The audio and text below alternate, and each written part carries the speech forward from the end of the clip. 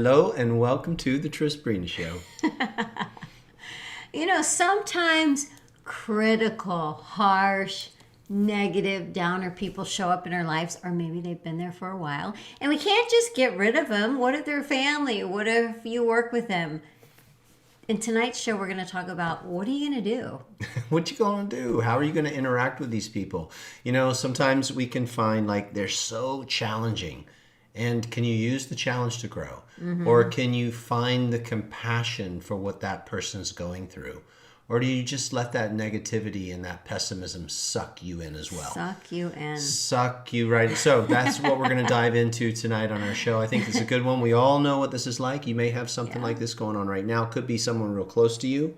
Could be somebody you live with. Could be someone you work with. And I think that's when it's the most challenging, is when this negative type of energy is someone that you love. It's someone in your family, someone that you work with, someone that you are in close proximity to. And the choice isn't necessarily just going bye-bye. Yeah, you're dead to me. No, you don't want to do that. You want to use it to grow, right? So let's look at different methods, different strategies, different ways that we can evolve and grow, and that we can do this with love. However, before we dive into the juicy nuggets of the show, we've got a quick announcement from our sponsor. Sponsor, take it away.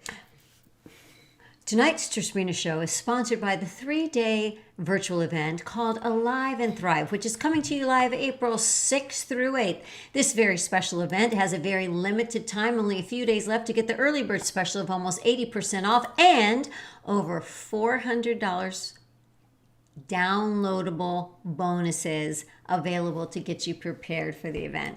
But seriously, folks, this is 3 days. It's a life-changing event, and we wanted to invite you this one last time. Because the invitation, the early bird, is like going bye-bye to the discount, 80% off with the link that you see on the screen, satorimethod.com/alive, where you're going to be with us on Zoom, where we can see you and talk to you, and we'll be doing all the things. We're going to be really looking at the identity, about who we are, why we make the choices that we make, moving meditation, qigong, sitting meditation, ageless mobility. There's even going to be a fitness energy portion on day 2. It is absolutely life-changing, and we've only done this event one time ever in the past, and we hope that you join us. We do our 5-day energy detox and reboot event. Usually we try to do it twice a year. We've been pretty consistent with that over the years. But this is a new event for us. We've only done it one other time, and it was so incredible because we got to meet you closer. The Zoom session, as Sabrina said, being able to be on video, give you some corrections, help you with your energy, help you with your techniques, the bonding, the love, and the mindset upgrades. We're always saying the reason for this show really is inspiration and mindset upgrades, right? And every now and then we'll do a workshop with some of the movements that we do in our dojo, which is our Life Force school. But coming together like this for the 3 days, deep dive, no distractions, it is truly transforming because you have that depth, that total immersion. Yeah. What happens is so much in life, we all want to make little shifts. Like a New Year's resolution, we promise that we're going to make these shifts, but then we fall back into our old patterns, like, I lose the weight and then I gain it back. I start sleeping better, but then I don't. I say I'm going to do this, but then I fall back. Why? Because we didn't immerse ourselves long enough in it that it became part of the subconscious mind, that it became part of the new identity. That's what these 3 days are so great for. And there you go. All right. You go Have ahead. a little drinky poo. Don't hit me too hard. I won't. I will just pet on you. Those negative Nellies, how are we going to use this? So I don't know about you if you've got something like this going on right now. Maybe you will in the future. Maybe the negative Nelly is in here. It's not always external, That's a good point. right? It's not always someone it's someone you would live with and sleep with 24/7 yourself. But I do want to say, if it is, if you do have a negative Nelly in your head, which I do, I call her my Debbie Downer. It probably is because at some point in your life you were around something that either was negative that you observed, or you were around someone who felt free to cast their negativity in your direction.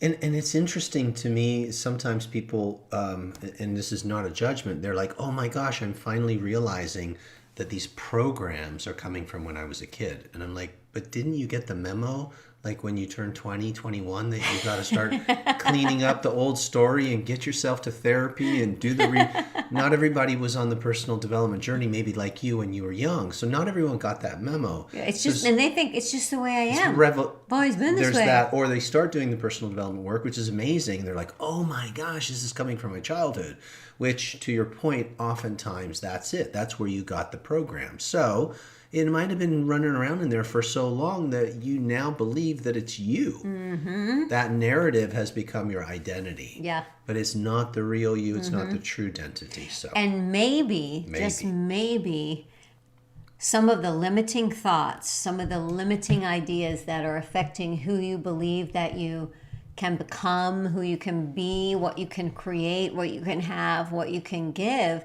that the limiting thought has such a solid boundary, you're not even able to see sometimes the answers and the solutions that are right in front of us. And that's what's so beautiful about the work that we do, is through this expansion of energy and clearing the blocks, we see the answers and solutions and possibilities that we weren't able to see before. Because oftentimes the negativity comes from, I don't see anything other than what's in front of me. I'm stuck. This is just the way it is. It's a blind spot, and it's so beautiful if it does come into the light. And I know at first when people start to see their... You smell good. Thanks. Pattern interrupt. You look good, and everybody's enjoying our baby blue color. Thank you, guys. It does look quite good. This was totally unprepared. Kidding. Of course it was prepared. Where was I? I digress. Okay, when you start becoming aware... Just sniff your man, he'll go sniff me right into off guard. Confusion. I'm like, yeah, you know what? The show is over. We gotta go. I like being sniffed. When you start seeing your story, your stuff, your shit, when you start to see it, sometimes it's a bit of a bummer. Like, oh no, crap! I'm seeing this about myself, and you could start to beat yourself up. But what I think is beautiful. Your awareness is growing. The light is coming on. You're seeing more of the stuff that was in the dark, right? And now you can actually do something about it. So it's actually important to get empowered when you see your own negative Nelly, or you start to recognize it's in others and it's around you. And rather than feeling victimized by it, or I can't get away from this, you actually lean into it because you're about to have an upgrade, either for yourself because you caught your own program. You're like, oh, wow, cool. Now we can address this. Mm-hmm. Because if you can see it, you can free it. Yeah. Or you get to actually lean in with love and have a conversation with someone, or exit stage left. Sometimes you do have to exit. Yeah. Because if we're in a situation where we're viewing someone as negative, as the viewer or as the person with the judgment that they are being negative, are we taking it personally? Are we feeling, oh, they're negative towards me? Like, have you already involved your energy with that? Or are you simply being able to be over here and maybe even have compassion? Like, wow, that's such a habit of being unhappy in that way. That person has such a habit of spewing in that way, right? Because I think a lot of times the main issue is the engagement with it, the holding hands in it and making it something that you're involved with. And that's really tough, right? That's really tough if it's a spouse or a child or someone you work with or someone in your environment where it's like you feel like it's always a downer. And sometimes that can make you feel like no matter what you do, it's not enough. If you've stepped into a role where you think it's my job to help them be happy, I'd say don't take that job, right? Your job is for you to be happy and for you to be joyful and to be that example for them. And if they choose to join you in that, great. But we can never change where that person is at. That's the whole thing with free will, right? Like it's my free will to be super sad or super joyful, super compassionate, whatever it is I want to be. And that other person also has that free will. And you can't out-trump their ability to choose what they want to feel. So how we're looking through the lens, is it a big old pile of suck, right? That's Sabrina's technical term for when something's yucky. Or are you going to look through that lens and you cannot, Mine is you can't spray perfume on poo-poo. If something's yucky Whew. and Speaking, somebody just okay, that's another. Winston. Winston, speaking of poo poo, Yeah, okay, so you can't spray the. I wish I had some perfume to spray on his aroma Hold right on. now. Winston. My God. What is that? Your new Well, I'm food? glad it's not you. So sometimes dogs are really critical. Okay, that's what you need to do to people when they have negative energy. You just waft it away. Fan that aroma Fan the it other away. direction. Literally, that was the Goodness. perfect moment. How can that smell come out of something so cute? Okay, back to the seriousness of the show. If somebody's jacking your style, there's no way to recover from this, I don't think. Thank you, guys. Yes, it was pretty funny. So if someone's jacking your style and you're not going to change them, as you were saying, we don't have that control, but you can change you, right? And it's completely up to you how you want to interface with that person. So a friend shared with me yesterday that he's got a close friend. They're texting all the time. They hang out. They have a really great time. And he recommended a contractor to this person to help with their home. They were doing some upgrades. I think it's an Airbnb, something like that. And he had used this contractor 3 times with great success. Recommended the person. They did not, according to his friend, do a good job at all. It was a total disaster. Now, there's some friction, it seems, between him and his friend because his friend's bummed out, his friend's distracted by that, and he's reaching out to this friend to try to make sure everything's okay, and they're kind of ghosting him. Now, what's happening is he's taking it a little bit personally, or he was, and feeling sad about that. This is a good friend. I want to fix this. And sometimes you just can't fix it. You've got to be okay with you and where you're at. And I said, well, what was your intention when you shared that resource? It was to help. Wonderful. And did you do everything that you could when it was going a little bit awry to see if you could facilitate or help? Yeah, absolutely. I said, so at this point, it's above and beyond. Now, I'm talking about the negativity in this person's head. They started judging themselves and judging the other person because they were lacking data. And I don't know if you've had that happen where you try to fill in the blanks, but you just create this negative story. So I said, the only thing I think that you can do is just send them love and empower yourself. So I taught them the mystical micro orbit, where you're sending love to that other person and then it does what it does. So if you know that technique, great. But sometimes that's the best thing you can do when you have a negative person in your life and you can't change it. Send them unconditional love, right? I said something earlier in the opening. Can you find the compassion and extend that to them because of what they're experiencing, and don't take it personally? That's really important, I think, for me. Don't take it personally. It's not about me. I showed up with love and good intention. Just send them unconditional love, and hopefully that'll help them. So analogy for that would be someone has a very dim light. What's the best thing that you can do? You can shine your light as bright as you can.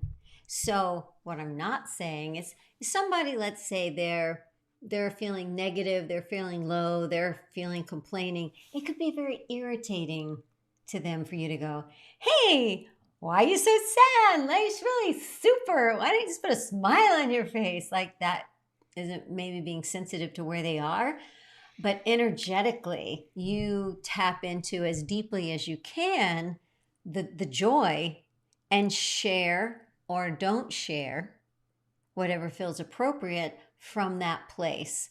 But you break the habit, whatever habit you have that is binding you in these negative relationships with people that pull you down. Because as a sensitive person, which I know that a lot of our tribe is super sensitive, we want to help. And the way to truly help is to stay in the light, is to stay in the love, is to stay in the truth. But oftentimes we feel like I've got to go down there and get them. And that doesn't work. You've got to stay here and extend a hand. Hey, come up here. That's so important, to not become the victim or to feel manipulated or drained. You stay in your power. That's so freaking crucial to not let that person leech or suck, or you give away your energy, right? Yeah, we give it away. No one can take it. That's true. No one can take it No, we're completely responsible for everything we feel. for what we feel. Mm-hmm. Now, sometimes someone does something and it feels really almost like a bullying or like a verbal attack, even a physical. Mm-hmm. And you do need to stand up for yourself, when you're dealing with that type of negativity. And that's why it's super important to stay empowered in your mind and in your body, right? Your physiology, to stay empowered in your identity, that you like who you are, you love your values, you love what you stand for, and you won't let anybody um, poo-poo on your beauty. Yeah. Right? No, don't let somebody's ugly mess up your beautiful. So what? But what if someone says something and you can listen to it? You can hear, oh, I was really trying to be this kind way. You interpreted it as this other. In that moment, you can either spiral down or you can actually hear the information as something helpful. Oh, the next time I'm in a situation with this, I can add a little bit more of that. I can be a little bit clearer in my communication. Sometimes it's I could talk a little less. Sometimes it's I could leave a little sooner. Sometimes I could stop being a martyr or I could stop blaming. The only thing about dealing with negative people, the number one thing we want to do is take full responsibility for what we do, how we're receiving it, what we're receiving, and how we're responding. Requires your own personal mastery. Mm-hmm. Really staying strong and being beautiful in spite of somebody being ugly or mean. Yep. Now, if it's affecting your physical body, your safe space, your person, then that's the exit stage left. Yeah. Nobody has a right ever to hurt you, put their No. hands on you. I mean, we're big on that. Sabrina's raised $10 million for abused children because it is a big passion of ours to help protect, serve, and empower. I taught self-defense for over 20 years to teach kids and girls going off to college or kids at school, prevent being bullied, moms, dads, everybody, right? So that's really big. But one thing I want to say about that is we have to be careful where we put our energy, right? So if somebody is aggressive and you try to tackle that with aggression, you get in the vibration of aggression. Yeah. So in Aikido, beautiful spiritual martial art, you don't go to control, you let that energy bypass you and defeat itself. Mm-hmm. You stay in love, you stay in mastery, you stay in an empowered state. So I think it's really important to not try to win a war with war. Yeah. Use love, but love can be very powerful and love can be very strong, and love can remove something. Now, if you get knocked, if you get pushed by something, here's how you get empowered. You allow that to push you into a better position, because sometimes we get these wake-up calls, and that's what it is. It's like knocks you into more awareness, like, whoa, and then reset. Don't let that energy that hits you rub off on you and turn you into feeling angry or a victim or aggressive. Remember love. Yeah. But love is strong. Love is kind, but love can also kick ass. If someone is really hurting you, then you have every right. They should put that in the Corinthians They should. quote. They should. Love is gentle, love is kind, love can kick ass. And love will kick your ass. You have every right it's to the protect New Testament. Don't fight fire with fire, exactly. Yeah, don't go from the frying pan to the fire. But that doesn't mean that you're weak or passive. That's my point. Yeah. Use it to get more empowered. Yeah. So I'd like to shift the conversation to something that has often happened to me in the past, which is when there was a situation with someone that seemed unfair, negative or unfair or uncomfortable in an encounter with me, I would hang on to it and I would think about it and I would think, I wonder why they said that to me. Oh, I should have said this thing back to them. If I had said that back to them, then maybe they would have said this. Next time they do, I'm going to do this. But why did they say that in the first place? And it just starts looping and replaying the scene as if it's going to resolve something. And I will waste the precious moment of now and now and now and now repeating that scene that did not make me feel happy. So we have a rule. It's called no reruns. And no reruns means that when you have that encounter that doesn't feel good, that doesn't feel fair, that feels confusing, you take a moment and you rewatch it once and you figure out how you would have made a different choice. The next time something like that happens, I'm going to remain quiet. I'm done. The next time something like that happens, I'm going to stand up for myself. The next time something like that happens, I'm just going to ask, why are you saying that to me? And you look at the situation and you learn from it and you catalog it and you never rerun it again so that you're not wasting the precious moment of now on repeat, because there's something in our brain when it feels unresolved, it wants to loop and loop and loop and loop. And what that does to your brain, so science tells us that the brain doesn't know if we're imagining something or if it's happening again. It is triggering the stress of that initial situation with that negative person, that negative situation, and you are reliving it over and over and over again. It doesn't know it's a memory. Your brain doesn't know that you're just reflecting back on it. It is experiencing the trauma, the sadness, the discomfort, and the stress on repeat. And your body is getting those hormones dumped, the stress hormones dumped. You're feeling the emotions again. You're actually not reliving the past. You are living the now as like a replica of that moment again and again. Why would we want to do that? It wasn't fun the first time. Why do we want to relive it and refeel it 100,000 times and lose sleep over it and lose our appetite over it and talk to our friends about it, right? You don't. Think about it once, see where you would make a different decision, and just have a rule. That's it. No reruns. You know why we're talking about this, right? Like, we all know what we should do, right? Like, just send love. Easier said than done. Oh, just stop thinking that. Whew. Here we Get go that again. fan. Get that fan. Right? We've got all the quotes. We all know what to do. But in the moment when it happens, this is how you stay focused in the midst of Fan that stank away. poopocalypse over here.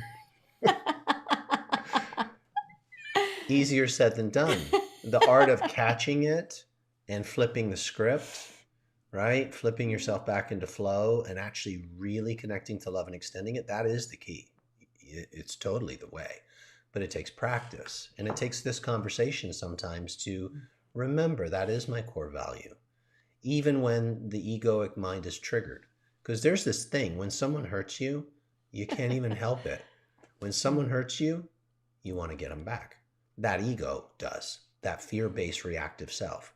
When someone judges you, you want to find some fault in them. I'm one to poot on Winston right now. Yeah, let's go poop on him. So it's so important that we really own this conversation and we really catch ourselves when it's happening. And we live the quote. We live the personal development. We truly become unconditional. We apply saint consciousness. That is such a beautiful thing. I love the no reruns because, you guys remember, everybody here will remember records. And when you play a record a lot, you create a groove and it makes the needle pop more into that groove if it just goes right there. That's programming. So every time you run the tape, run the story, you make it stronger. So looping builds grooves in your brain, neural networks, and then that becomes the story. And the only way to snap out of those stories is to catch them and shift focus. And you want to shift focus from an empowered place, not shifting focus because that's bad for me, shifting focus because this is good for me. And this is what, as a soul, right? This is what I want to choose. I have a personal mission statement. Purpose of my life is to fully, and I said fully because I'm not there yet. I want to keep working on fully awaken to the vibration, the feeling, the energy of unconditional love. It used to be of love. And I was like, no, you got to take that further. Let's go for the unconditional, right? And so that unconditional love, that's the juicy part. Yeah. But we can do it from an empowered place, is my point, so that you always feel uplifted when you make the decision to walk away or to extend kindness or to not say something or to say something, to do it from love. Because otherwise, what happens? You just fed that other energy inside you. Oh, and here's another one real quick. When somebody says something and it hurts your feelings and you loop on it, it's like letting them hurt your feelings again and again and again and again. Yep. And that you're giving them your power, right? So reclaim your power one time. And why would anything somebody says hurt our feelings? Why? I tell this story all the time. My mentor, when I was in my early 20s, said, if somebody said you were a purple elephant, you'd laugh. Would you care? Would it hurt your feelings? No. Why? Because that's absurd. So why do you care when they say you're stuck up? Why do you care when they say these other things? Because there's a part of you that's afraid that it's true. Yeah. See, we got to look at that too. When our feelings are hurt, got to look at, I'm afraid that might be true. And see where we can step into that. Mm-hmm. You know, and because if something, you can be sad. For me, there's a situation where someone said something and I was so surprised that they said this thing and that they felt this way. I'm like, I could never occurred to me and that you could feel this or think this. And it hurt my feelings that they could think that. But what good does that do? So then I can take a step further and say, from the reruns, I'm thinking about this one time, what could I have said? What could I have done? How could I have been? What could I not have said? How that would express more how I felt, since what I truly felt was not received. Because sometimes, often we feel things, but we don't allow it to come out so the other person gets it. So that's that whole miscommunication. We're just silently thinking the other person is understanding what we're feeling, but they don't. Sometimes we have to take a moment to share that, to share what is going on. So the miscommunication isn't there. So the negativity can be released. So there's negative people, and we can be one of them to ourselves or to others. And I always have to put this one on myself. I don't know about you, but this works for me. I always have to ask myself, how did I contribute to this experience? Yeah. Right? Like, nobody likes to think that they attracted certain things. And I'm not going to point fingers saying you attracted anything, but I will say it for myself. I can get empowered if I own it, because now I can say, okay, there's something in my vibration that would like to be upgraded because I'm not enjoying this, whatever this is. So I'm going to change that. Otherwise, I'm probably going to recreate it again with somebody else, right? Or I'm going to loop in it again if I don't address it. No, I'm pointing over there. Oh, okay. I don't want to be the somebody else. I don't want to recreate this anymore. So I think there's an intelligence of owning your energy and owning what your energy reflects into the world. So rather than pointing fingers at people or pushing at people, look in the mirror and go, well, how am I contributing to this showing up? Mm-hmm. And now what can I do with that? I don't want to use that to beat myself up, because I've seen people do that too. Like, look, see, I just attract bad things. My vibration is off. Okay, great. So you're taking the little bit of energy that you have and using it to beat yourself up even more. You're in a loop. Or you can say, you know what, I got X amount of energy. I can focus it over here and I can loop. Or I can go, wow, amazing wake-up call. So glad I saw that. There's a blind spot. I see it now. And shift focus. and pour all our energy into that. That's empowering. Yeah, that one might want to, pull you back into it. Oh, why did that happen? But keep shifting. Keep that. You have to become, I have to become incessant with that, because there are negative loops. I picked up a lot of them as a kid. There are programs in there that are pretty strong. And if I focus on them just a little bit, they'll fire up. Yeah, I've seen it. You've seen it? Oh, yeah. But what have you noticed? Pretty good at reframing. Reframing is stop looking through this frame. And it doesn't take much just to turn your head a little bit. You don't have to. I just look at her. She's amazing, glorious, golden, and all that is good. And I see the light, and I move towards the light.